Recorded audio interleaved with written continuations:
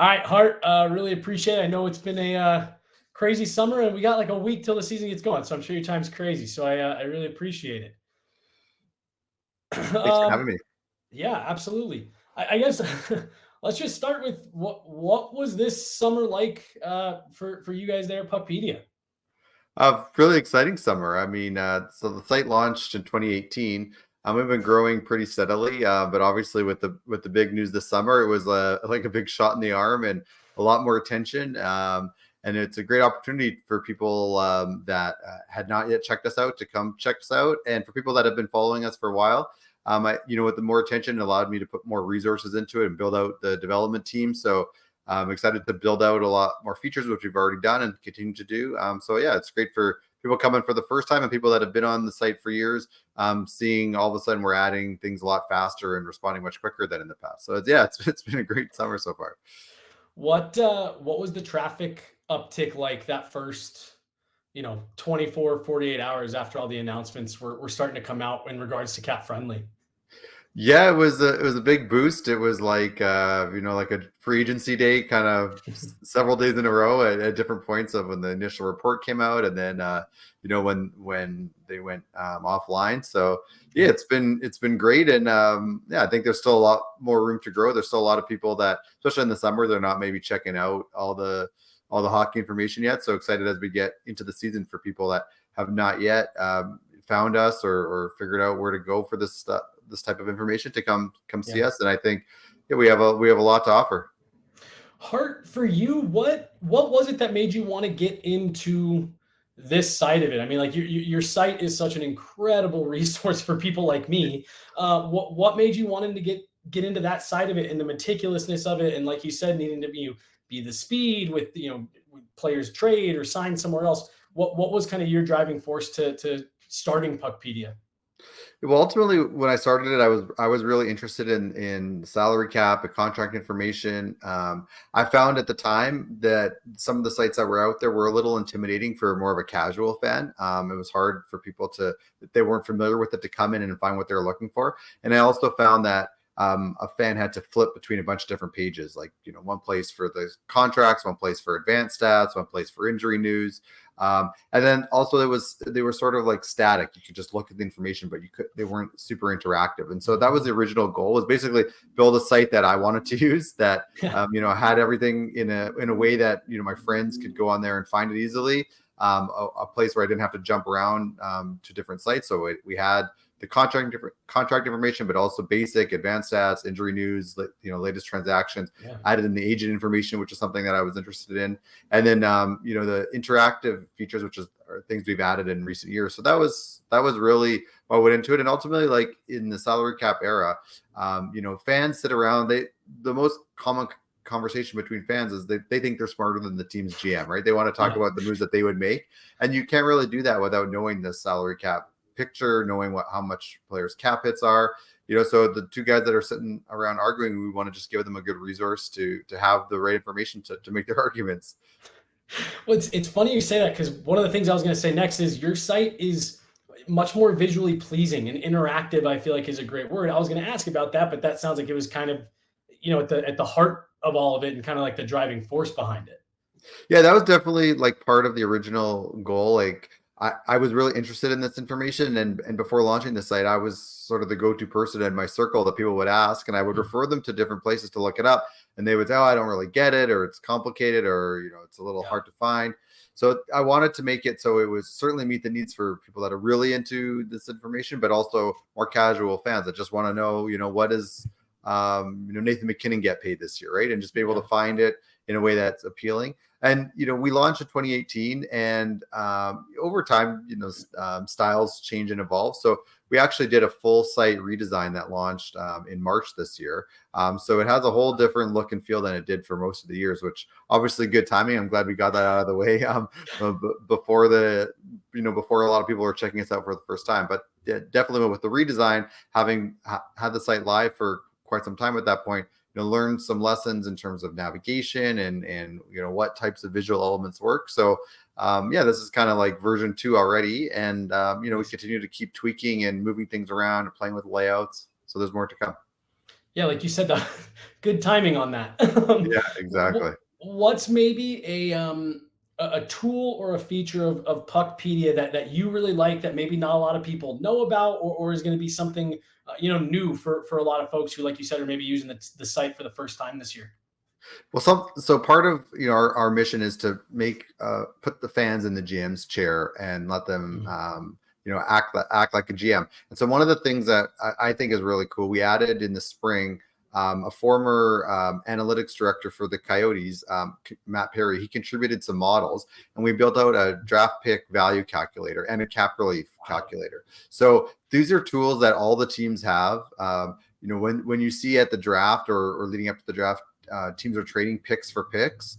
They're Yep. using these models that are valuing the picks, and so we thought, Wow. why not make that available to fans? So when there are actual trades, when teams do trade picks, we can see how that compares to this value calculator and see kind of who won the trade. But even when there's not trades, like let a fan go in there and make their own trades and just see who would win a potential trade. Or we even have a way you can say you want to trade the 10th pick for the 15th pick, you can click the find fair trade button and it will build out what would be a fair trade to get to that value. So again, I think that's cool because Yeah.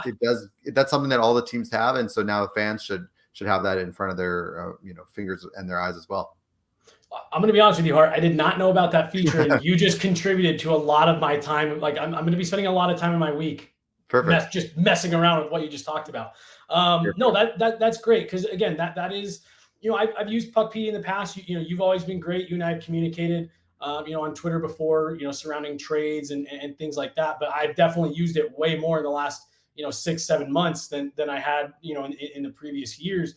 And I really do. I was walking someone through it the other day, and it just feels more, yeah, user friendly and interactive, and it's not as intimidating as maybe some of the other sites that have been out there. Now, let me ask you, like logistically, because it's something else. We see trades or signings, PTO stuff like that, and it seems like you guys are always just a couple minutes behind the breaking news in terms of getting all that updated. What's the process like for you when a trade comes down? Well, we actually try to be ahead of the breaking news and try to break some of the news ourselves. I mean, really, just over the years, built up a really good network of relationships throughout the game, and so that's contributed, especially on signings. I think we, get our fair share of signings out Yeah. first, or if not the initial signing, like once the report comes out, we get like the full. Like yesterday, we had Leon Draisaitl's full contract breakdown, how much per year and everything. So really pride ourselves on getting that early and getting it accurately. And then, I have a few people that work on the site, and we kind of always just glued to our phones. So when there is breaking news or reports of news, we're all over it and ready to enter it. So it takes a lot of attention and work. And sometimes my favorite time of the year is kind of after the trade deadline and into the first part of the playoffs, because I know that there'll be like the guys moving up and down, but there's not really going to be trades or big signings. So that's kind of when I can let my guard down a little bit. But Yeah. even in the summer, like you never know when there's going to be a signing or offer sheets or anything, right? So you have to sort of be on call at all times. So that's part of having a site like this. Fans have to know that if they come to the site, again, we're either going to have it first or we're going to have it within like literally minutes of the news coming out. So Yeah. they can count on it and rely on it. They never have to worry or wonder if the numbers they're looking at are up to date, because they're basically always up to date.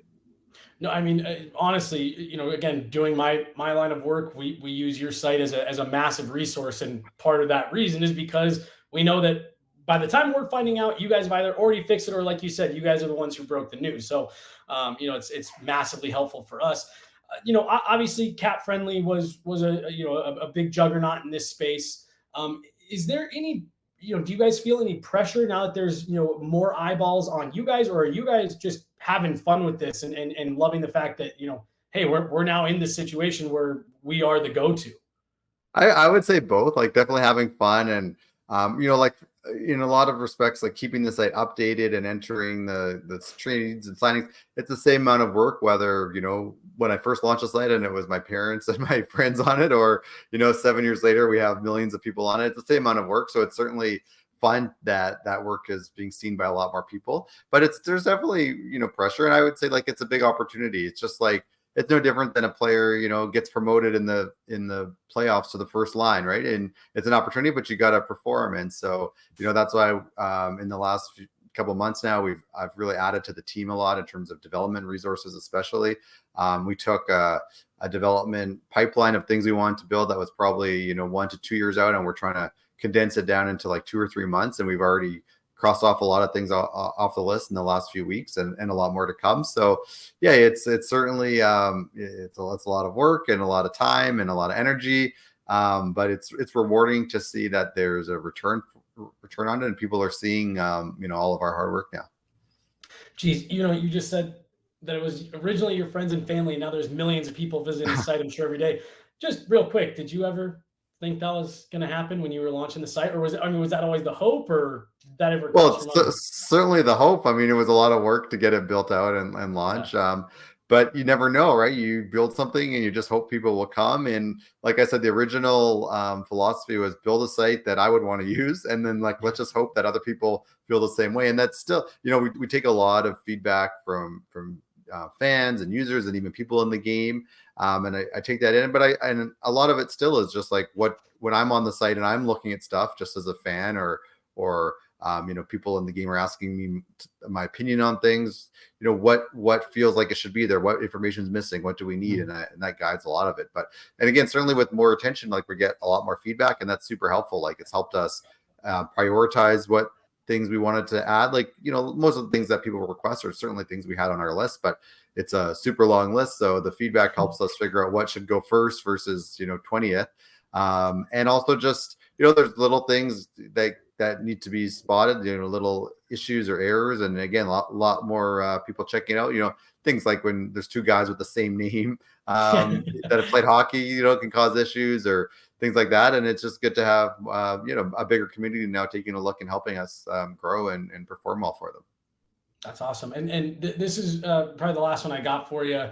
Thank you again for taking the time out, Hart. Again, the other reality of it too is we've seen a couple other sites, be acquired by, organizations or the league. Is that something that's on your guys' radar, or are you just focused on putting out the best product and the cards are going to fall where they're going to fall? I think it's I'm really excited to be a public site that now a lot of people in the public are seeing. I mean, like I said, the site launched 6 years ago, and sort of waited a long time to have a big audience checking it out and making it the go-to place for most hockey fans. So certainly don't see any reason to do anything that would make it not a public site. I mean, so yeah, excited to keep building and growing. And if there's some relationships or things we can do to help us grow and build out things faster, those are things we're looking at. But ultimately the goal is to be a great resource for hockey fans and hockey professionals and hockey media, and keep fulfilling that. Awesome. Hart, thank you so much. You are definitely our go-to resource. We're going to be using you guys all year long. And like I said, you've always been great, sending me, hey, we just updated this contract info for the Avs. Here you go. Make sure you look at it. So we'll be continuing to use you guys. Thank you so much for taking the time out. I really, really appreciate it. I don't know if there's any last thing that if you want to plug for anybody, or we all know where to find you, but yeah, thank you very much, man. Well, thanks so much for having me on and giving me a chance to talk about something I'm so passionate about, and letting your audience, in on it and check us out. So really appreciate all the support. And yeah, I think the newest things that we've added, the Puck GM, the interactive roster management suite, that's where you can go and make your rosters. We keep adding things to that. We recently just added so you can make a national team roster. So for the Four Nations face-off or other countries, you can pick teams for those rosters. I think by the time this airs, we'll have added so you can actually manage an NHL team and do moves in future seasons. So not just this season, but sign players or make trades in future seasons. And we have a lot more coming with that as well. So yeah, keep checking out the site. Follow us on Twitter at PuckPedia. And yeah, really appreciate all the support. Yeah, absolutely. Geez, and it sounds like we're gonna have to have you back on to explain all the new features by the time the new year comes. So it would be my pleasure. Perfect. All right, thanks so much. We'll talk to you soon. Thanks so much. Appreciate it. Thanks. See you.